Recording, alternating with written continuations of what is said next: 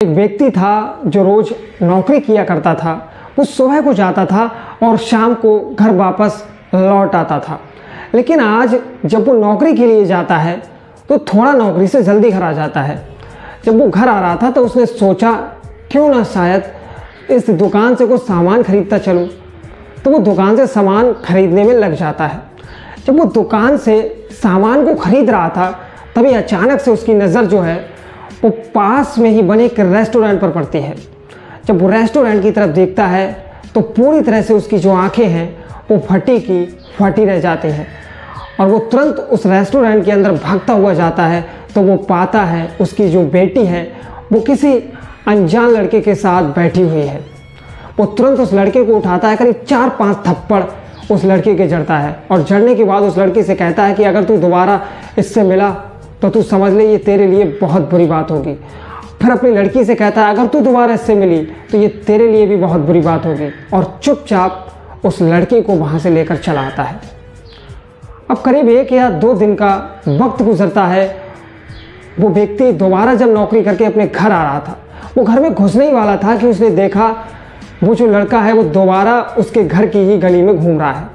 वो व्यक्ति घर में तो नहीं घुसा लेकिन तुरंत उस लड़के के पास पहुंचा और उस लड़के से कहा मैंने तुझे उस दिन समझाया था, वो बात तेरी अभी तक समझ में नहीं आई।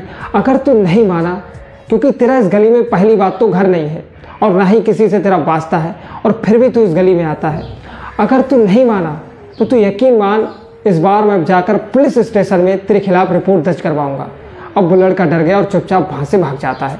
इसके बाद वो व्यक्ति आग बबूला होकर अपने घर के अंदर घुसता है और अपनी बेटी और अपनी पत्नी के ऊपर सारा का सारा जो गुस्सा था वो उतारने लगता है। वो कहता है कि मुझे पता है ये जो लड़का है ये गली में क्यों आता है। या तो मैं इस घर में घुसने वाला था, उससे पहले ये लड़का इस घर से निकल के जा चुका था, या तो इस घर में आने वाला था। और ये आज का नहीं, रोज़ रोज़ का ड्रामा है। जब मैं घर पर नहीं होता हूँ तब ऐसा ही होता है।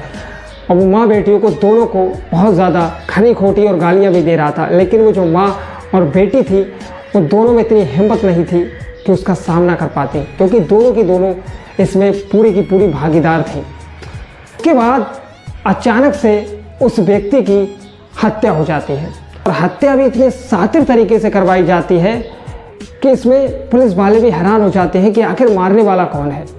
उन्हें समझ ही नहीं आता कि अपराधी कौन है, क्योंकि जहाँ पर मारा गया था ना वहाँ पर कोई सीसीटीवी फुटेज मौजूद थी जिससे ये पता चल पाता कि मारने वाला कौन है।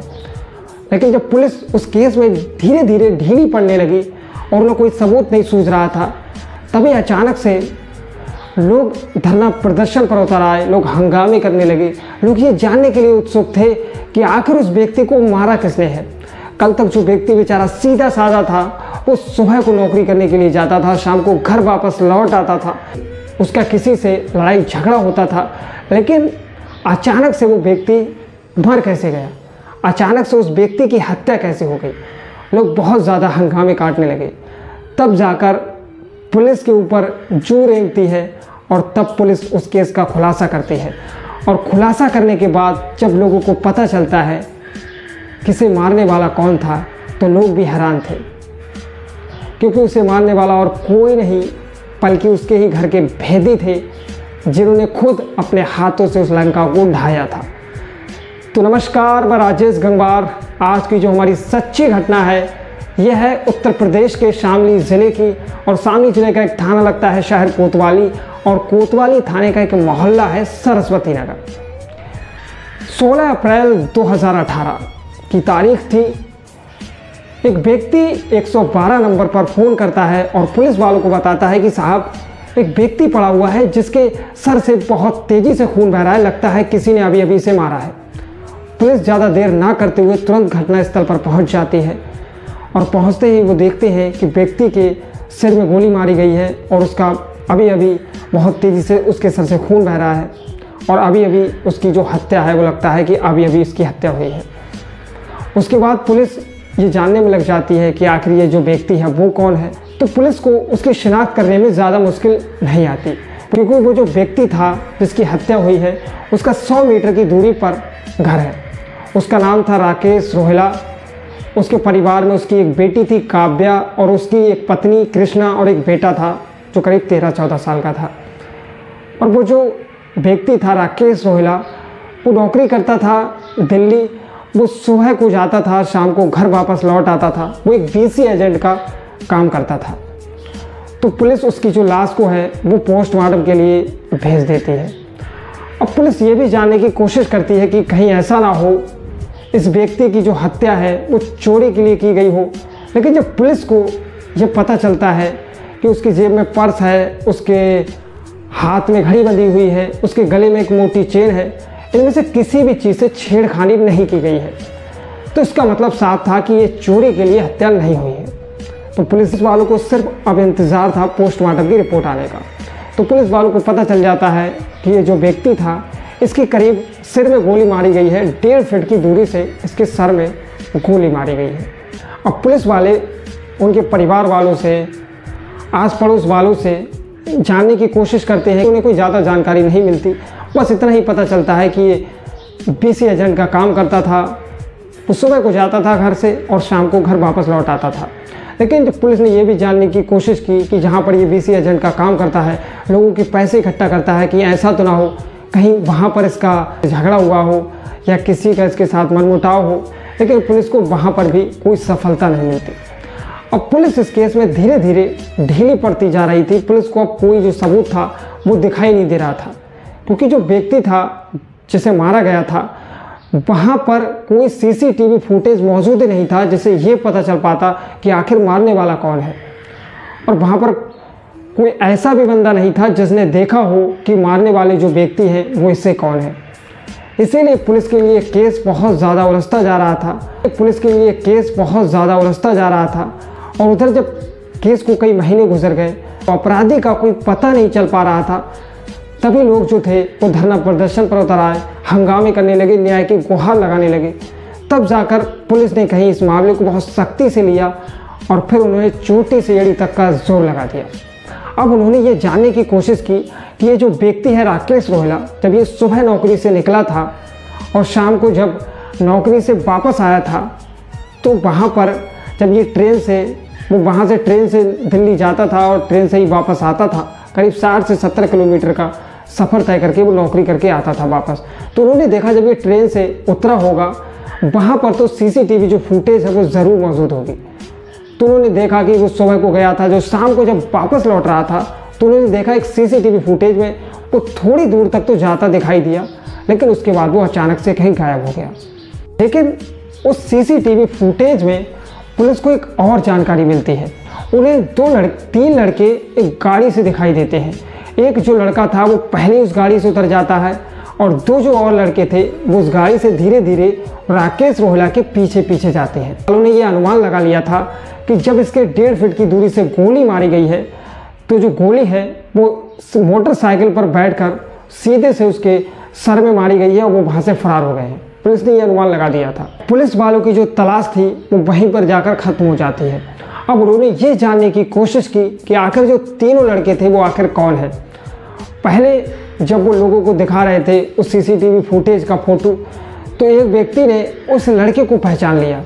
दरअसल वो जो लड़का था वो राकेश रोहिला का ही बेटा था। तो उन्होंने बताया कि ये जो लड़का है ये तो राकेश रोहिला का ही बेटा है। अब जब पुलिस ने ये बात सुनी तो पुलिस के कान खड़े हो गए। पुलिस को समझ नहीं आया कि आखिर ऐसा कैसे हो सकता है। तब उस लड़के को पुलिस स्टेशन पूछताछ के लिए बुलाया गया।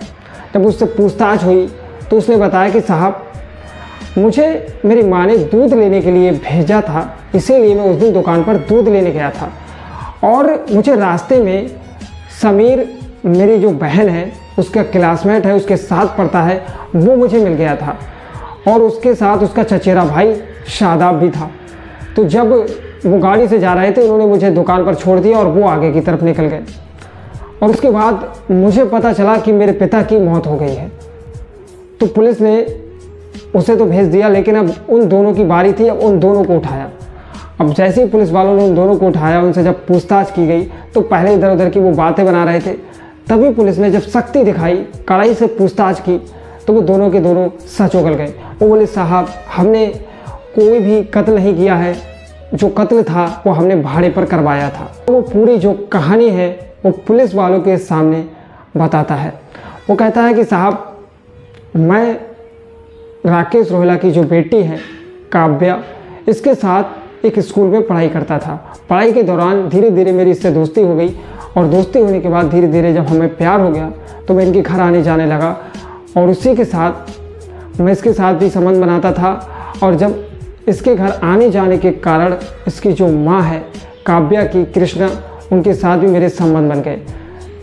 जब काव्या घर पर नहीं होती थी तब मैं इनके घर पर आता था और उसकी माँ के साथ संबंध बनाता था। धीरे धीरे वक्त गुजर रहा था कि तभी अचानक एक दिन राकेश रोहिला जब नौकरी से लौट रहे थे तभी उन्होंने मुझे एक रेस्टोरेंट में देख लिया। उसके बाद उन्होंने मुझे डांटा फटकारा, उसके बाद तो मैं बच गया।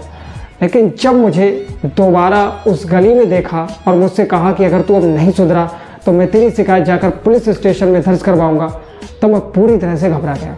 जब उन्होंने घर वालों को सुनाई, काव्या को और उसकी माँ को पूरी तरह से गालियाँ दी और उन्हें खरी खोटी सुनाई, तो वो भी कहीं ना कहीं अब ये जान चुकी थी अब इसे रास्ते से हटाना ही पड़ेगा।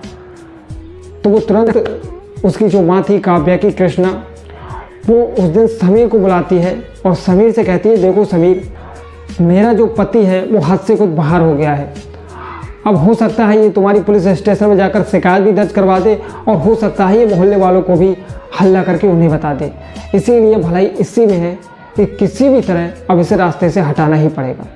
तो उन्होंने कहा, देखो मैं तो कत्ल नहीं कर सकता हूँ, लेकिन हाँ 2 और व्यक्तियों को मैं जानता हूँ जो भाड़े पर ये सब कर सकते हैं। तो ठीक है, तो मुझे उन लोगों के पास ले चलो। तो काव्या और कृष्णा दोनों उन 2 लोगों के पास पहुँची जो भाड़े पर मर्डर किया करते थे। तो उनसे बातचीत हुई। उनकी बातचीत होने के बाद पूरा जो मामला था वो तय हो गया कि 4 लाख रुपए में ये जो मर्डर है वो किया जाएगा। 2 लाख की जो राशि थी वो कृष्णा ने पहले उन्हें एडवांस में दे दी और कहा कि 2 लाख रुपए जो है वो काम होने के बाद मिल जाएंगे। तो उन 2 व्यक्तियों ने उस समीर को रोका और समीर से कहा, देखो हमें उस व्यक्ति को तो मारना है, लेकिन हमें कैसे पता वो व्यक्ति कौन है।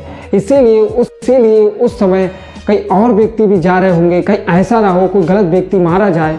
इसीलिए तुम हमें इशारा कर देना जब राकेश रोहिला नौकरी से लौटे और उसी वक्त हम उसका काम तमाम कर देंगे।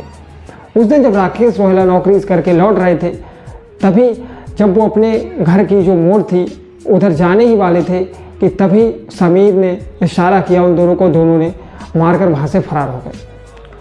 फिर पुलिस ने काव्या और कृष्णा को भी बुलाया और उनसे जब पूछताछ की तो उन्होंने भी यही कहानी दोहराई। सबके सब आरोपियों को गिरफ्तार कर लिया गया और उन्हें जेल भेज दिया गया। आपको क्या लगता है यहाँ पर जो गलती है वो राकेश रोहिला की थी या राकेश रोहिला की पत्नी और बेटी की? इसके बारे में अपनी राय नीचे कमेंट बॉक्स में ज़रूर बताना। मिलते हैं ऐसी एक और नई सच्ची घटना के साथ। तब तक के लिए जय हिंद, जय भारत।